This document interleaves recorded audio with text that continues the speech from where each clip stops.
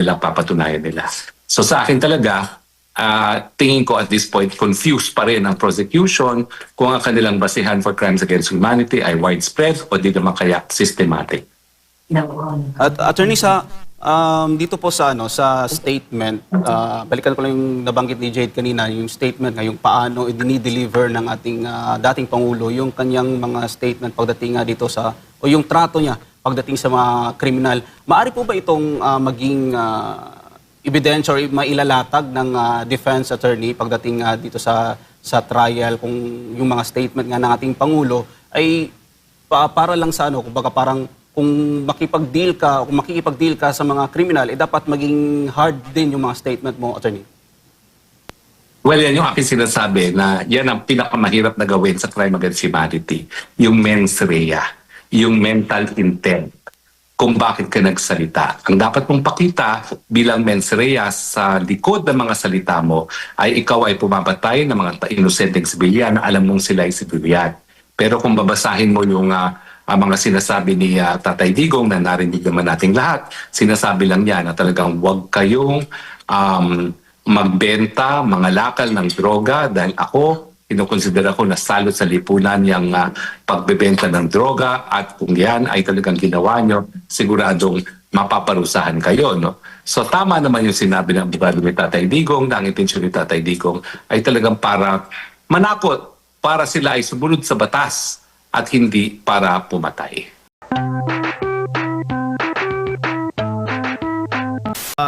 Nagkaroon ng confirmation of charges hearing. Unang araw po ng confirmation of charges hearing dito nga sa kaso ni dating Pangulong Rodrigo Roa Duterte. Ang nangyari, ang lumabas, 49 counts of murder, 78 counts ng attempted murder laban kay dating Presidente Duterte. Ano ho ba yung posisyon po ninyo dito, attorney? Well, mahahati sa dalawa yung nangyari kahapon.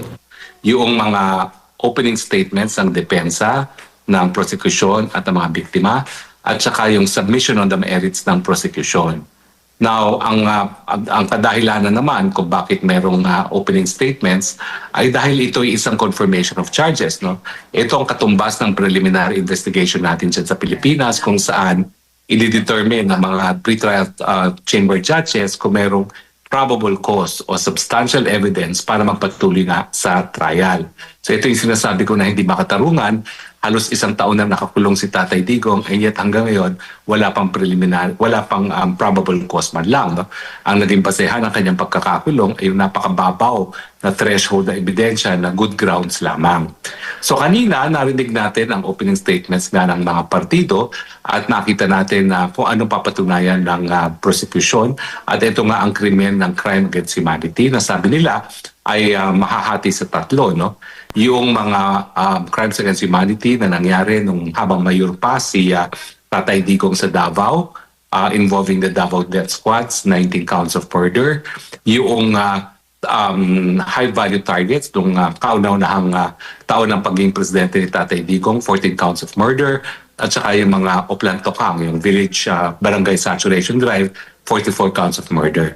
Papakita daw ng prosecution na si Tatay Digong sa lahat ng mga kasong ito ang siyang nag-utos, siya nagbigay ng pabuya, siya nagbigay ng mga armas, at siya nagbigay ng garantiya na hindi mapaparusahan ang mga pumapatay.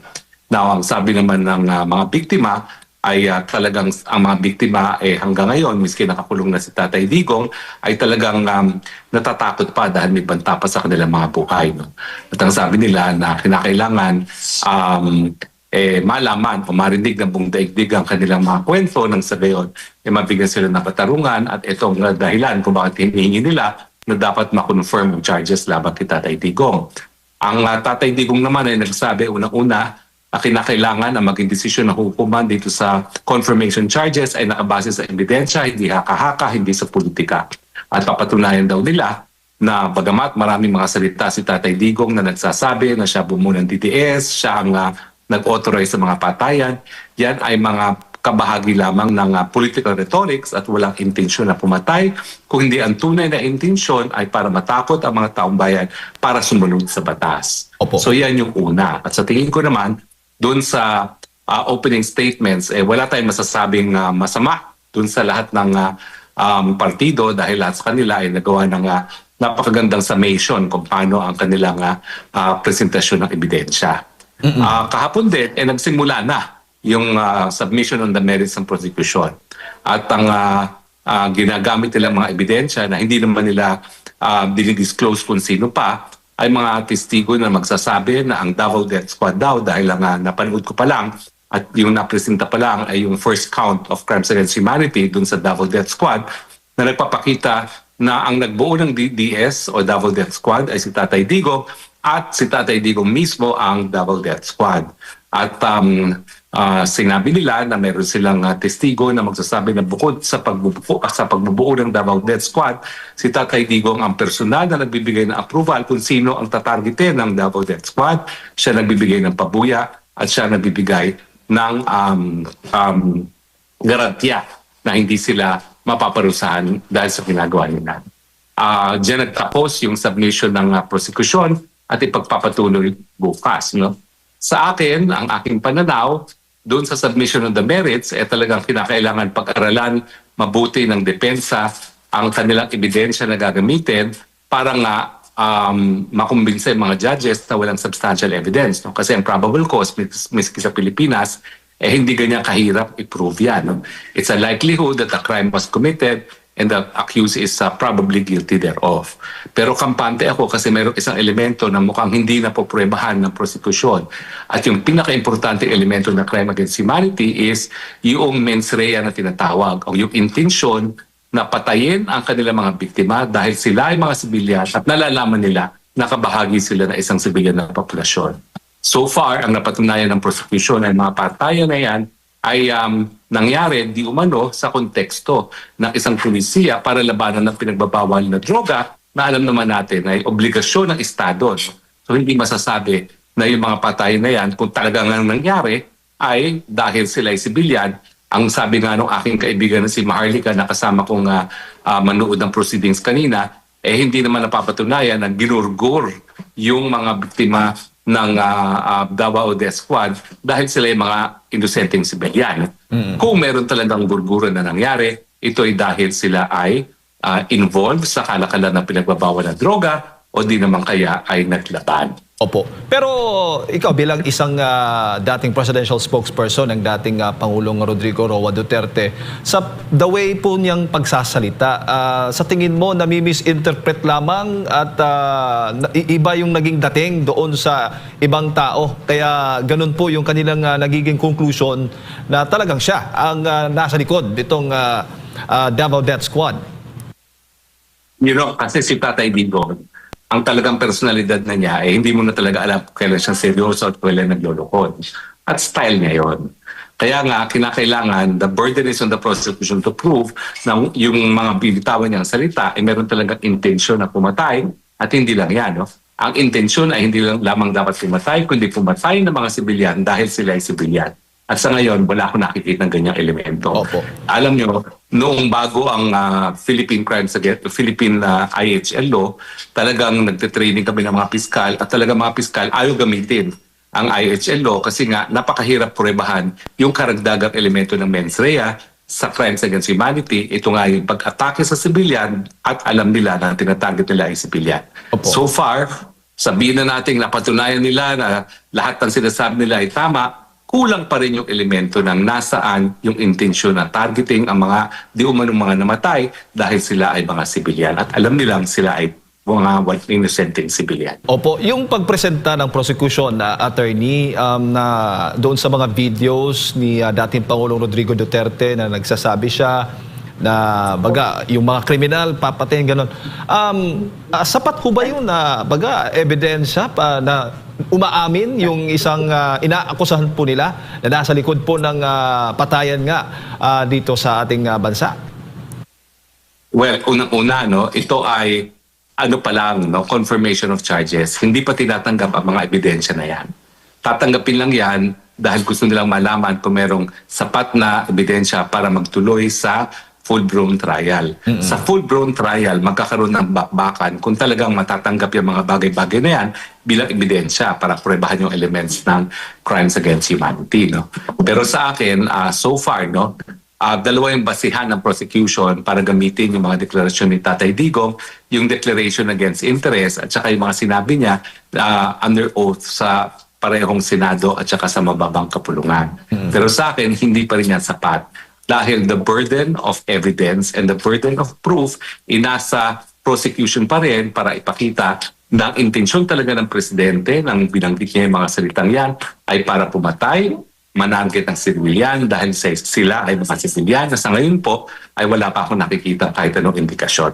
At meron din ho ba kayo nakikitang bago doon sa presentasyon ng prosecution laban dito kay dating Pangulong Rodrigo Duterte?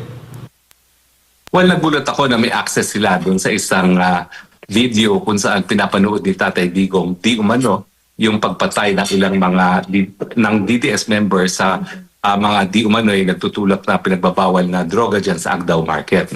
Ang naisip ko doon, kung totoo nga yung video na yan at darating naman ang panahon na po pwedeng questionin ang authenticity niyan, sino naman kayang taksil sa kampo ni Tatay Digo ang nagbigay ng ganyang mga videos, no? Dahil hindi naman para yan voluntaryo ibigay ng kampo ni Tatay Digo.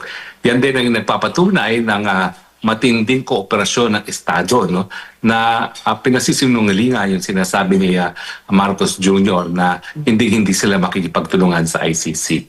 So, dun sa video na yan, medyo nagulat ako dahil nga hindi ko maintindihan kung paano nakuha yan ng prosecution, assuming na authentic nga yan, pero inaasahan ko na i-dispute din ng depensa yung authenticity ng video na yan. Opo. Attorney, para lang din sa kaalaman ng ating mga kababayan, kung ikukumpara mo yung confirmation of charges hearing dito sa proseso din ng pagdinig dito sa Pilipinas, sa Philippine courts po natin, nasang stage po tayo? Ang katumas po nito ay preliminary investigation sa piskalya. Kaya nga po hindi makatarungan na isang taon na siya nakakulong dahil dito sa Pilipinas, hindi ka naman makukulong until after preliminary investigation and after magkaroon na ng finding ang prosecutor at ang judge, no? Kaparehong prosecutor at judge na merong ang probable cause, no? So, ang dahilan kung bakit hindi makatarungan yan is kasi sa patakaran ng mga naunang international tribunals, dahil wala pang ang probable cause, bagamat po pwede na siyang maaresto para masigurado na magkaroon ng jurisdiction sa pagkatao niyang hukuman, binibigyan sila ng interim release. Kung titignan mo yung track record ng International Tribunal for the Former Yugoslavia sa mga 120 cases na kanilang 120 akusado na nagkaroon sila, mga 70 ang nabigyan ng interim release. So mahigit pa sa kalahati, no? Almost 2/3 ang nabigyan ng interim release. Yan kasi yung pamamaraan para balansehin yung mababang threshold ng ebidensya para makakuha ng warrant of arrest at doon sa presumption of innocence sa isang akusado at yung karapatan niya sa kalayaan. Opo. Sa stage pong ito ay nagpresenta po sila ng kanilang mga ebidensya at possible pa bang madagdagan? Gusto pa nilang dagdagan yung mga ebidensya lang? Pwede pong gawin yon o hindi na? Hindi. Kauna-unahang pagkakataon pa lang yan na ang prosecution ay binigyan ng pagkakataon. Sa mga susunod na araw, at yan ay sa Tuesday, sa Thursday at sa Friday, ang panahon ng hukuman ay igugugol doon sa pagtanggap ng mga ebidensya sa panig ng prosecution at ng depensa. So marami pa po tayong ebidensya makikita at matapos mapresenta ng parehong panig ang kanilang mga ebidensya, maghuhusga ang pre-trial chamber kung dapat nga bang magtuloy sa full-blown litigation itong kaso ni Tatay Digong. Opo, at pagdating doon sa mismong trial na, kung na-confirm na nga ang charges na ito, wala nang tatanggaping ibang ebidensya na. Doon lang sila nakasalalay o doon sa mga prinisintalan sila magbabase o magdedepende, attorney? Hindi po, kasi hindi lahat ng ebidensya ay ipipresenta dito sa confirmation hearing. No? Sample evidence lang po. Para magkaroon ng basehan ng hukuman kung merong ang substantial evidence para magpatuloy. No? Doon sa trial on the merits, ipipresenta lahat ng ebidensya pero merong rule din sa ICC na bago pa pumunta sa full-blown trial, dapat dinisclose na ng prosecution at ng depensa ang lahat ng ebidensya na hawak na nila. No? Ito ay hindi nagbabago sa proseso na sa ating lokal na hukuman dahil nagbago na nga ang rules of court natin ngayon. as early as pre-trial, kinakailangan ilabas na lahat ng ebidensya at pinagbabawal na ang pagdagdag ng mga ebidensya na alam ng mga partido already existed at the time of the pre-trial. Opo. So in that sense, yung paglabas ng ebidensya ay halos kapareho sa proseso ng ating mga hukuman dito sa Pilipinas. Attorney, sa tingin mo, sino bang nasa likod nitong mga nasa prosecution side? I mean, yung mga humahawak doon sa mga biktima umano ng extrajudicial killing?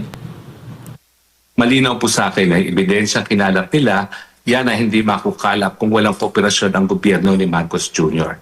Malinaw po sa akin na hindi makakaabot sa puntong ito kung hindi kinidnap ni Marcos Jr. ang Tatay Digong at pinadala sa dahil.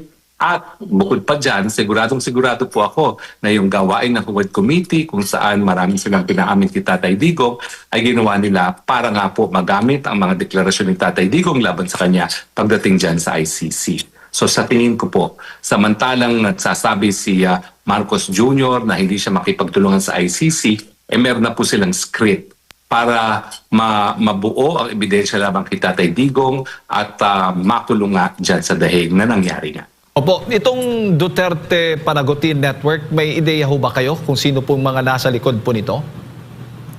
Sigurado po ako na ang Duterte Panagutin, ang nasa likod niyan ay Marcos Jr. Pagkatapos kay Marcos Jr. na talagang kinikilala nila na pinakamalaking banta sa kanilang layunin na magkaroon ng Marcos 2.0 or Marcos Forever ay ang mga kaalyado nila, mga Dilawan, Pinklawan at mga komunistang CPP-NPA. Opo. Ayan, at sabi pa nga kahapon ni Attorney Butuyan, iginiit po niya na karamihan po sa mga biktima ng EJK ay mga breadwinner. Ayan po, Attorney, na mga mahihirap na pamilya na umaasa sa arawang kita para sa kanilang pang-araw-araw na pangangailangan. Yung mismong background ng mga pamilya umano na biktima nitong EJK, Attorney, pwede ho ba yung matanong din, ma-check para makumpirma at talagang sila po yung mga biktima po nitong EJK? Yan po ay burden ng prosecution na patunayan. Each and every case of murder that they are arguing na kabahagi ng crimes against humanity. Well, sa tingin ko naman, may katunayan yung sinabi ni Atty. Butuyan na karamihan ng biktima ay mga breadwinners. Kaya nga lang, ang hanap buhay nila ay pangangalakal nga ng pinagbabawal at droga. No? So sa tingin ko, hindi issue kung sila ay breadwinner, kundi issue ano bang ginagawa nila as breadwinners, dahilan kung bakit sila ay napaslang. Po, naging sentro rin po ay yung diskusyon kahapon o kagabi, kanina, attorney, dyan po sa ICC, yung sinabi po ni Attorney Nicholas Kaufman. Hindi ko alam kung ano po yung mga power points doon na nakikita po ninyo. Pero isa po sa mga nag-viral, nag-trending is yung naging bagabatikos niya kay Pangulong Bongbong Marcos Jr. I-quote ko lamang, for President Duterte, his word was his word and the people knew it. For President Bongbong Marcos Jr., his word is for the win and the people will not forget it. Well, sa akin po, kulang pang maya.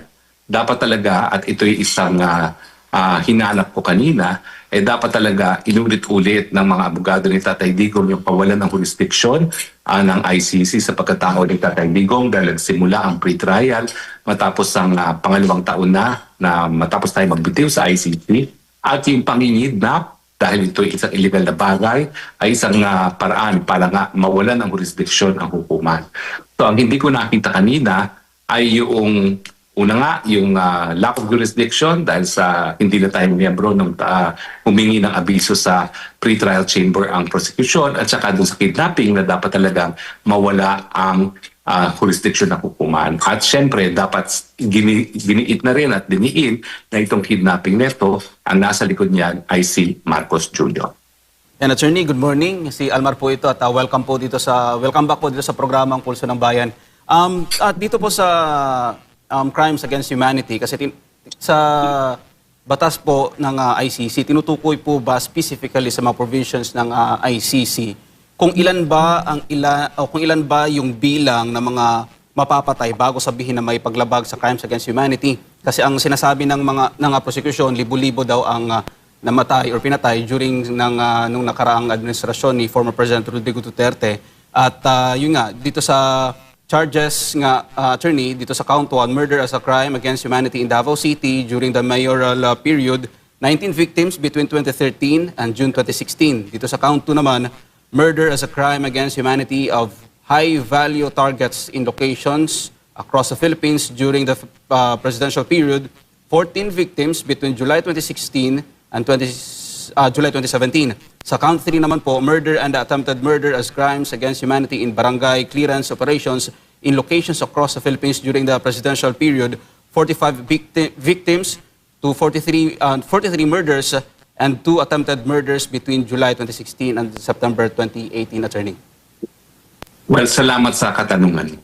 Sa ilalim ng Rome Statute, hindi kinakailangan pruwebahan ang pagiging widespread or pagiging systematic. Pipili lang ng isa ang prosecution. Pero dito si Tatay Digong, parang pinupruwebahan nila pareho na delikado yan. No? Again, nung ako'y nagtitrain ng mga piskal sa Pilipinas sa National IHL Law, ayaw talaga nilang magkaso ng crime against humanity dahil nga doon sa karagdagang elemento na kinakailangan yung tinarget ang biktima bilang mga inosenteng sibilyan. No? At ang isa pa sa mahirap dito sa IHL law na ito ay yung pagpapakita nga kung anong ibig sabihin ng widespread. No? Kasi yung widespread, kaya naman naging crimes against humanity yan, yung naging karanasan ng mga Hudyo sa panahon ng pangalawang pandaigdigan digmaan sa kamay ng mga Nazi. No?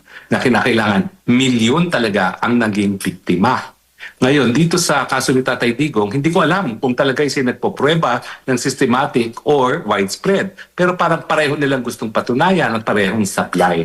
Kasi kung iniisip nila na yung widespread ay yung 19 plus 14 plus 43 deaths ay sapat na, I have news for them. No? Bagamat talaga namang wala dapat na pumapatay ng isang biktima na hindi napaparusahan, ang issue lang is kapag ganito ang dami ng biktima, hindi ba dapat lokal na hukuman lamang ang maglitis ng kaso na yan na nagawa naman namin no, doon sa Maguindanao Massacre case kung saan 58 counts of murder ay napatunayan namin nagkasala ang halos 100 individuals. No?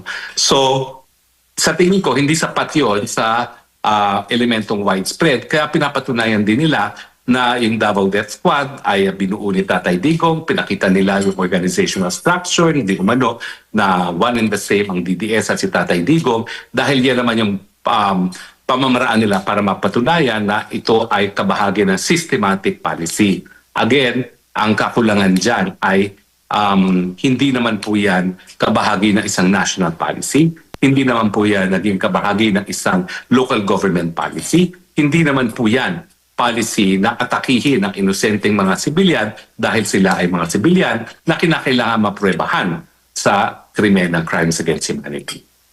Attorney, dito po kung widespread nga yung sinasabi nila, hindi po ba katakataka na kapag nagpapatawag sila ng mga press con dito sa ating bansa, iilan lang po yung uma-attend?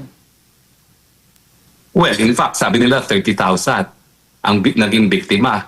Pero ang popruwebahan lang nila is 19 plus 14 plus 43 na napakalaki naman diferensya between 30,000 and yung number na 70 plus na mga deaths na sinasabi. Okay, sa panahon po ng dating Pangulong Rodrigo Duterte, attorney, masasabi po ba ninyo na naipaliwanag po ninyo ng maayos yung pakikipag-deal sa mga sinasabing kriminal? Kasi nga sinabi ni Attorney Kaufman patungkol sa media, sinabi niya, with a sensational headline and a twisted editorial slant, the media, highlight the content while ignoring the true context because that is what captivates the reader po, attorney. Ang hindi naintindihan kasi ng mga taga-ibang bansa, ang mga nagmamay-ari ng media sa Pilipinas, lahat sila ay mga politiko rin at sila ay mga katunggali sa politika ni Tatay Digong. Nandiyan ang ABS-CBN, nandiyan ang Inquirer, nandiyan ang Journal Group na alam natin halos lahat ngayon ay pag-aari ni Tambaluslos, aka dating Speaker Martin Romualdez. No? So, yun ang dapat sigurong sinabi rin ni Kaufman. Kasi yung pagsabi niya na hindi patas ang mga mamamahayag, baka isipin lang ng mga taong hindi nakakaalam kung anong patakaran sa Pilipinas, na sinasabi lang yan dahil hindi walang mabuting sinasabi tungkol kay Tatay Digong. Kaya nga dapat importante na mayroong perspektibo na nanggagaling sa Pilipino sa mga hanay ng abogado ni Tatay Digong dahil kung Pilipino nagsalita dyan, isa-isahin niya talaga kung sino nagmamayari ng media at kung bakit ang mga sinasabi ng media ay palaging laban kay Tatay Digong dahil sila nga ay pag-aari ng mga katunggali ni Tatay Digong sa politika. Isa na lang po, attorney, bago ko ibalik kay partner Jade. Batay sa rules ng ICC patungkol dito sa nabanggit po ninyo na flown blown trial, isa sa publiko po ba ito, attorney? Yes, isa sa publiko rin yan. Pero may mga porsyon na pwedeng maging redacted. Gaya kanina, 2 beses sila nag-redact. No? At itong dahilan kung bakit merong 30-minute lead time or delay ang broadcast ng ICC para may panahon sila i-edit out yung mga bagay-bagay na gusto nilang i-redact. No? At ang mga na-redact kanina nga, yung mga binabangkit ni Attorney Kaufman, no? Na mga sensitibong mga testigo na papatunayan niya na nagkaroon ng parang sabwatan o nagkaroon ng mga pagtangka na supili na ebidensya na magpapakita ng pagiging walang sala ni Tatay Digong. Opo. Attorney, doon din po sa hearing nabanggit yung pangalan ni Senator Bato, ni Senator Bongo at maging ni Vice President Sara Duterte kung hindi ako nagkakamali. Paano po yan makaka-apekto?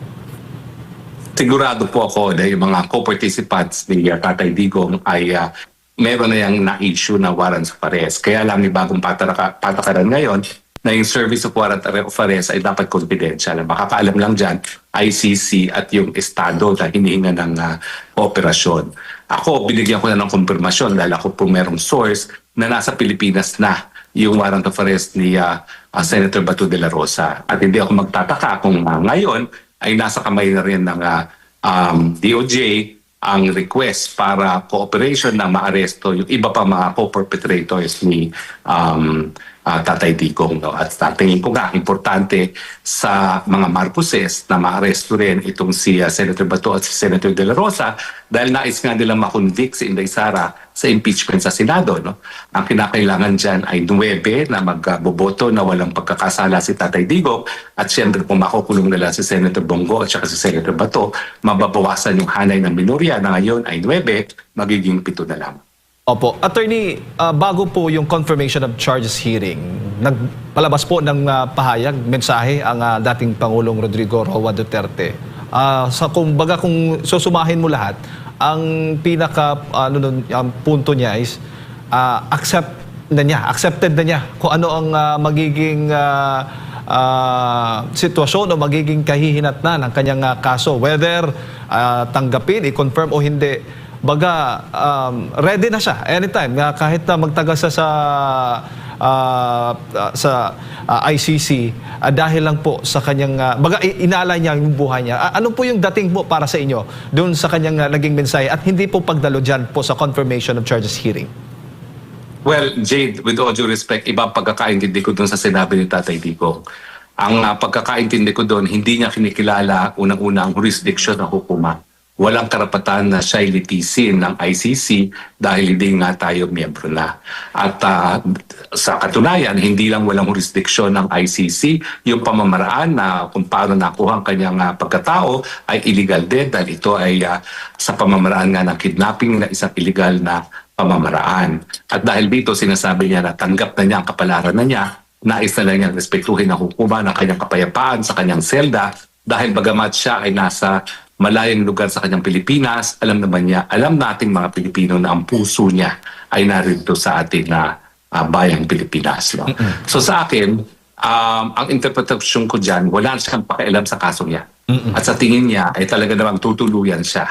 At tama naman si Tatay Digong. Kasi hindi kami nagkakausap, pareho pa rin kami ng pag-iisip. At sa tingin ko, sa mulat mula, kaya naman pinupuruhan si Tatay Digong dahil unang-una, pinupulaan ang ICC na ang hinahabulang nila ay mga akusado galing sa Africa. Noong panahon ng isang African ang prosecutor, kaya sabi ng African, sige, habulin ko isang non-African na si Tatay Digong. At ngayon naman, dahil dun sa huling Assembly of State Party, talagang tinatanong na nila ng mga miyembro ng ICC, mga estadong kabahagi ng ICC, kung meron pa bang dahilan para magpatuloy ang ICC dahil wala naman silang kaso, dahil lahat ng mga nasasakdal, gaya ni Putin at ni Netanyahu, hindi naman nila nahuhuli, importante na magpatuloy ang paglilitis kay Tatay Digong nang sa ganon ang mga sweldo ng mga maestrado, mga prosecutors at ibang empleyado ng ICC magpatuloy dahil wala na silang ibang kaso. Kaya nga po sa mulat-mula, ibang remedyong aking sinasuggest at itong remedyo po ay labas ng ICC. Pero hayaan na po natin that has been discussed with the family and firmly rejected, and let's just proceed with the trial. Opo, dahil tanggap na yung kapalaran, masasabi ba nating legal strategy din po ito ng dating Pangulo, Attorney? Well, sa tingin ko nga, dapat pag-isipan ng team at saka ng pamilya kung dapat pa silang sumapit dito sa paglilitis na ito. Dahil kung si Tatay Digong tanggap na walang mangyari dito sa paglilitis dahil unang-una, wala naman talagang jurisdiction na hukuman ito, bakit pa natin bibigyan ng credence, no? Lalong-lalo na tingin ko nagiging malinaw ngayon na bagamat kauna-unang araw pa lang, talaga magiging desisyon ay dapat tumuloy sa full-blown trial. At kapag tumuloy sa full-blown trial, dahil kinakailangan nga nilang mag-survive as an institution by convicting ang mga akusado, no? Alam mo, this is a matter of record. Japan, as the biggest donor of the ICC, nagprotesta sa Assembly of State Parties na hindi sila masaya na as biggest donor, hindi nakaka-convict ang ICC. Kaya yung kaso ni Tatay Digong, this is an existential issue. Nakasalala yung pagpapatuloy ng ICC sa pagpapakonvict kay Tatay Digong. Kaya wala akong nakikita ng remedyo dito sa ICC. Opo. Linawin ko lang, Attorney, sa inyo po, para po sa inyo, mas magandang wag na lang mag-participate tulad po ng sinasabi po ng dating Pangulong Rodrigo Duterte dahil nga tanggap na niya kapalaran. At the same time, alam na ninyo yung magiging direksyon po nitong kasong ito. Well, kung ako po ang tatanungin, pero wala naman nagtatanong sa akin. So, bakit ko pa bibigyan ng kumbaga semblance of legitimacy yung morong-morong trial na yan, no? Alam na naman natin ang kahihinan na yan. So sa akin, malinaw po na mayroong script na sinusunod at ang script po ay talagang hindi nila palalayain si Tatay Digong. Opo. So far ba, Attorney, wala bang kinonsulta na ho ba kayo ng pamilya Duterte kahit sino po sa kanila? Hindi po. At hindi naman po ako nag-offer. Tingin ko na pag-isipan na rin siguro nila yan at tinimbang nila na mas mabuti pa rin na garansyahan na ang mga karapatan ni Tatay Digong ay marespeto dahil malay mo baka mayroon pa rin suntok sa buwan dyan. At posible naman talaga may suntok na buwan dahil lahat naman tayo nananalangin na makauwi si Tatay Digong. At sa tingin ko naman yung panalangin na yan ay pwedeng maging resulta ay suntok sa buwan na mapalaya nga si Tatay Digong.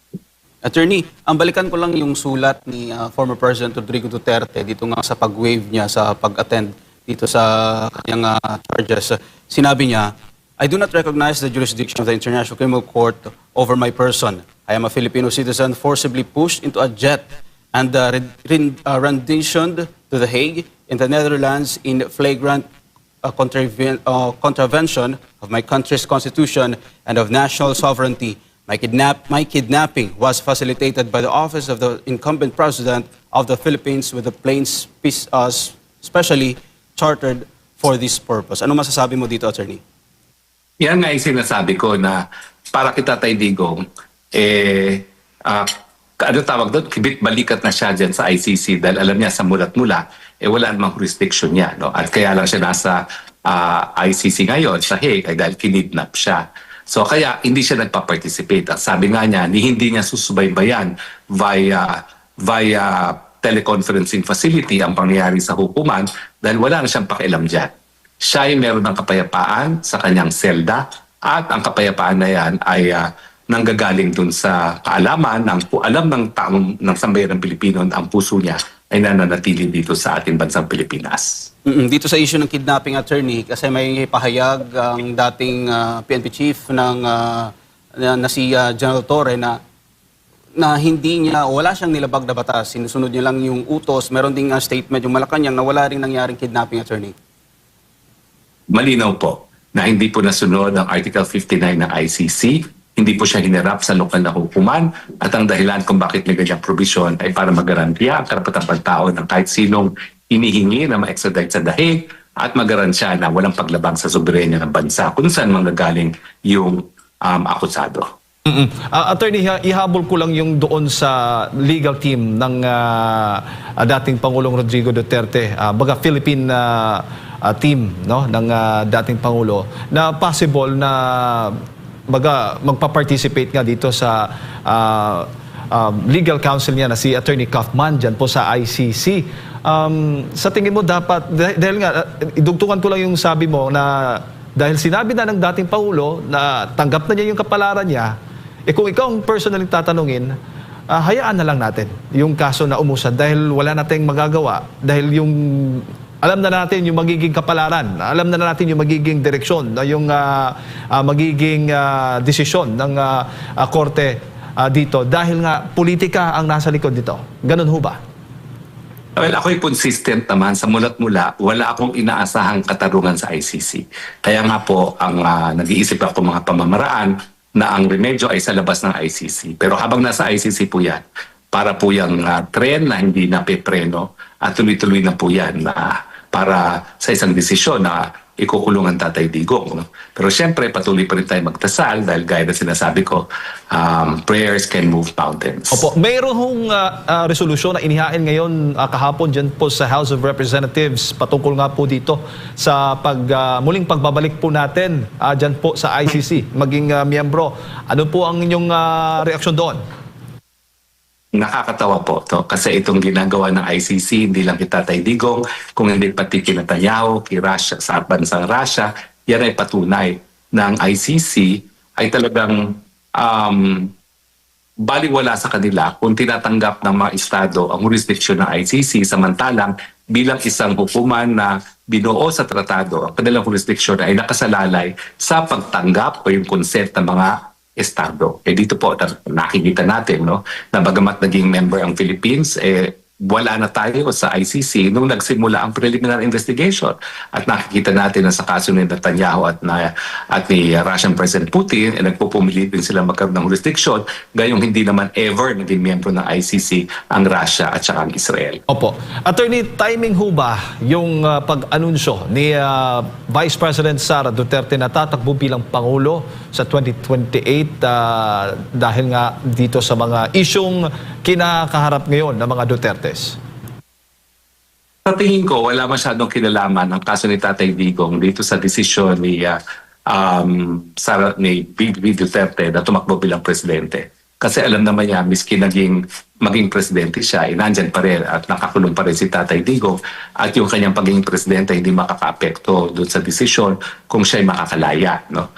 Pero sa tingin ko, ang mensahe ni BP Sara, bagamat hindi makakatulong sa pagpapalaya ni Tatay Digong ang kanyang anunsyo, ay nagbibigay notice sa mga kongresista na bilang pinakamalakas na kandidato bilang presidente at walang malapit na kahit sinong kandidato lumalapit sa posibilidad na mananalo si Inday Sara, dapat mag-isip-isip sila kung gusto nila makalaban ang susunod na presidente ng Pilipinas. Gayunpaman, hindi ko sinasabi na walang epektong pagiging presidente ni Inday Sara Duterte dahil sa mulat-mula ang aking paninindigan, ang pananagutan sa paglabag sa karapatang pantao ni Tatay Digong ay nasa bansang Netherlands. Dahil bansang Netherlands ang humahawak sa kanya sa teritoryo ng Netherlands. Siya ay sinundo sa airport ng mga police Netherlands, sinakay sa ambulansya ng Netherlands, dinala sa ospital ng Netherlands at nakakulong pa rin sa teritoryo ng Netherlands.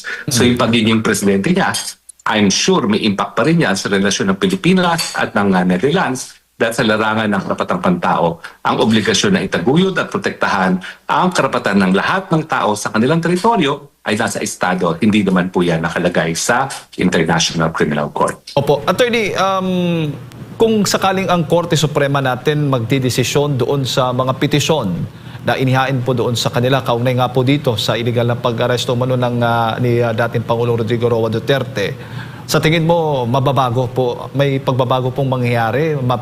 Mapipigilan ba niya itong ongoing hearings? O ano hong possible scenario? Wala pong epekto yan sa ICC. But again, pwede yan maka-impluensya doon sa relasyon ng Pilipinas at Netherlands. Kasi may desisyon ang hukuman ng Pilipinas na nagsasabi ng illegal krimen ang nangyari kay Tatay Digong.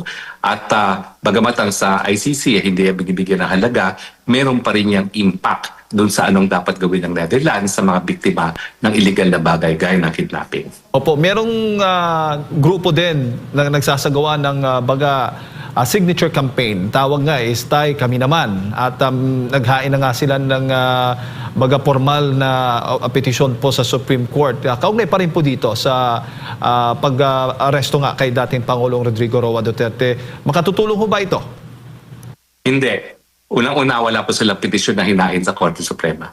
Ako po ay tumatayong isang abogado sa 4 na petisyon na kumu-question nga doon sa panginidnap at pagpapadala kay Tatay Dico. Ang ninanais namin na isang desisyon sa Korte Suprema na magagamit namin sa International Tribunal, kung hindi man lang sa Dutch courts, no? Na illegal nga yung mga pangyayaring yan. Pero walang kahit anong signature campaign ang makakapilit sa Supreme Court na magdesisyon dahil in fact, yung nagagawang signature campaign ay hindi dapat yan ginagawa dahil hindi dapat ini-influensyahan ng hukuman na gumawa ng kahit anong desisyon. No? At ako po, inuulit ko na talagang I had to distance myself from this dahil ako po abogado ni Congressman Pulong at hindi po ako po pwedeng magbigay ng aking consent sa kahit anong pamamaraan para ma-influensyahan ang hukuman at syempre po ang signature campaign ay makaka-influensya sa anumang desisyon ng hukuman. Attorney, sa pagdeklara ni VP Sara na tatakbo siyang Pangulo ngayong darating na 2028, sa tingin po ba ninyo magiging all-out yung kasalukuyang administrasyon sa pagbabatiko, sa pagpapatumba nito kay VP Sara, considering na nasa kanila yung makinarya, Attorney? Well, hindi ko lang tingin yan. Meron na akong confidential informant na nagsasabi sa akin, hindi sila titigil hanggang hindi makulong si Inday Sara na hindi siya makatakbo sa susunod na eleksyon. At hindi sila titigil hanggang hindi nila matanggal si Inday Sara sa pamamagitan ng impeachment at conviction sa Senado dahil nga hindi naman po pwedeng mapakulong si Inday Sara habang siya ay sitting vice president dahil sa prinsipyo na mga impeachable officers hindi po pwedeng kasuhan ng kasong kriminal na ang parusa ay pagpapalis sa pwesto. No? So sabi ng confidential informant ko, talagang hindi bababa sa pwesto ang mga Marcoses sa 2028 at gagawin nilang lahat para hindi maging presidente si Inday Sara Duterte.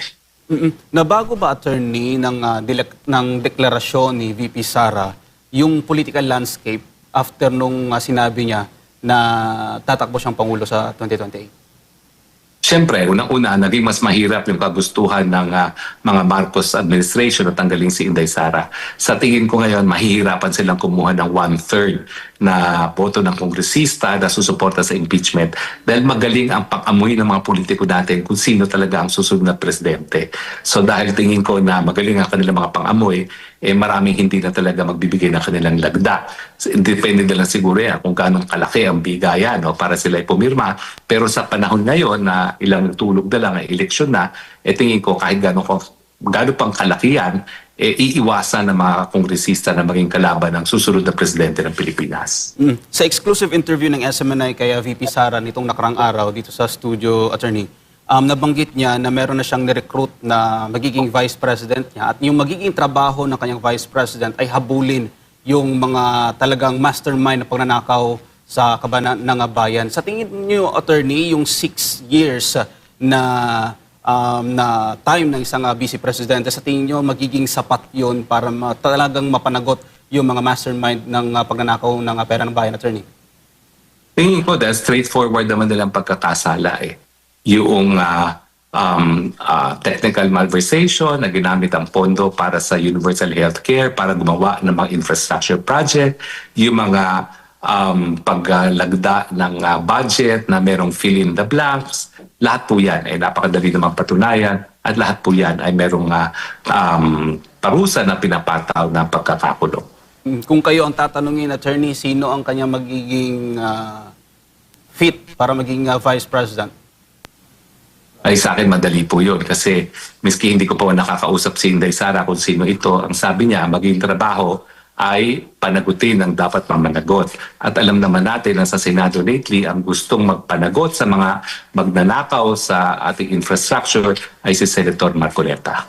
Bagamat may pahayag po siyang tumatanggi o baga pinapabulaanan po niya yung mga ganun na mga sinasabi na siya magiging Vice President. Pero sa ngayon, Attorney, ang pagkikita naman po ni President Bongbong Marcos Jr. at Mayor Leni Robredo, dating magkaaway sa politika, ngayon ay nagkitang muli dyan po sa Naga at kahapon doon sa Malacanang. Anong masasabi po ninyo? Yan po ay kain suka. Diretsahan na po at wala nang paligo-ligo. Kain suko po yan, nakakadiri na po yan. Opo. Pero sa tingin po ninyo, dahil po dito sa pagdideklara ng Vice President na tatakbo bilang Pangulo, ay ngayon yung oposisyon, yung mga kritiko ay talagang nagimbal, nabigla, nayanig po dito sa ginawang aksyon o hakbang ng Vice Presidente. Lahat po sila ikot sa puwet. Umiikot ang mga puwet niyan sa takot, no, na talaga maging presidente si Inday Sara Duterte. Ako naman, ang aking payo sa ating mga kababayan na sumusuporta ng mga Duterte, huwag tayo magpakumpiyansa. Ha? Dahil totoo po, hawak pa rin nila makinarya, hawak nila makina, hawak nila ang pantao ng budget. So wag po tayo magpakumpiyansa na mangyayari gusto natin. No? It will be a very tough fight ahead of us. Opo. Pero generally, Attorney, kung makikita mo sa buong perspective picture, parang napapansin ng mga kababayan natin, puro Duterte na lang. Ang pinag-uusapan, binabanatan, lahat yata ng lahat yata ng nasa gobyerno ay lahat ay nakatutok at talagang binibira. Iniuugnay ko lamang po doon sa sinasabi po ninyong may all-out na attack o baga systematic attack ba ang dating po para sa inyo laban po dito kay Vice Presidente Sara Duterte? Tama ka dyan. I do not dispute what you said. I agree with what you said. Kaya lang idadagdag ko, hindi lang naman Duterte hinapon nila, pati si Harry Roque. Opo, Attorney. Ayan, siguro, Attorney, bago lang tayo magtapos, alam ko, madaling araw na dyan. Ako, at pagod na po kayo. May dadagdag lang na tanong si Partner Almar, tapos mamaya, yung huli po nga mensahe po sa ating mga kababayan. Attorney, habol ko lang, yung kombinasyon ng mga dilawan, ng mga loyalista ng mga Marcos at itagdag pa itong mga komunista. Sa tingin po ninyo, Attorney, sasapat yung pwersa nila para patumbahin yung nag-iisang Duterte? Well, alam nyo, politics is addition. At ang nakakalungkot lang, wala talagang basihan para magsabwatan ang mga dilawan at mga pinklawan sa mga loyalista dahil si Tatay Digong naman ay sinimulan niya ang kanyang political career dahil sinuportahan niya ang Cory Aquino. At nanindigin din siya dapat sa mga Marcoses. Sa akin, mas matindi ang laban kung sila ay magsanib puwersa. Pero naniniwala naman ako on the basis of survey na walang kahit sinong lumalapit sa tsansa na manalo ni VP Sara sa ngayon. At syempre wag natin kalimutan na nung minsan nagkaroon din tayo ng VP Binay na umabot sa 80% ang kanyang approval rating at one time. Ha? Pero nakita natin na dating na eleksyon siya ay naging number 3. So wag tayo magpapakumpiyansa. Lalong-lalo na hawak nila ang makina, hawak ng gobyerno ang mga local government units. Right. Attorney, yung ginagawa ngayon ng administrasyon na pambibitiko sa mga Duterte kay VP Sara, sa tingin niyo nakatulong sa political career ng mga incumbent kayo na nakaupo, Attorney? Kiss of death po yan. At malalaman naman nila yan sa susunod na halalan, lalong-lalo na kung sapilitan nilang aalisin sa pwesto si VP Sara Duterte. Attorney, sa mga natitirang panahon na lang ng kasalukuyang administrasyon, sa tingin nyo, kaya pang maiangat yung ratings ng Pangulo, Attorney, sa mga ginagawa niya? Nung nakarang araw nga, kinausap niya yung mga governors at mga mayors sa Pilipinas, Attorney. Parang meron na naman silang, kumbaga parang nihahandog na naman sa taong bayan, ganito yung gagawin natin, na kayo yung makikinabang. Too late. Dahil ang problema natin, dapat tinutukan na niya since day one in office. Yung walang patid na pagtaas ng presyo ng bilihin, yung kagutuman, kawalan ng trabaho, lahat yan dapat ay in-address na since day one. It's too late in the day At alam naman natin na dahil isa sa solusyon sa ating problema sa ating ekonomiya ay yung kapital at mga turista na dapat manggaling sa China na sa ngayon ay patuloy na inaaway ng administrasyon nito, mukhang malabo na po. Mukhang wala na talaga tayong pag-asa na bumangon until 2028. Ang pag-asa na lang talaga natin ay magkakaroon ng bagong pag-asa na sa pagkatao ni VP Sara Duterte.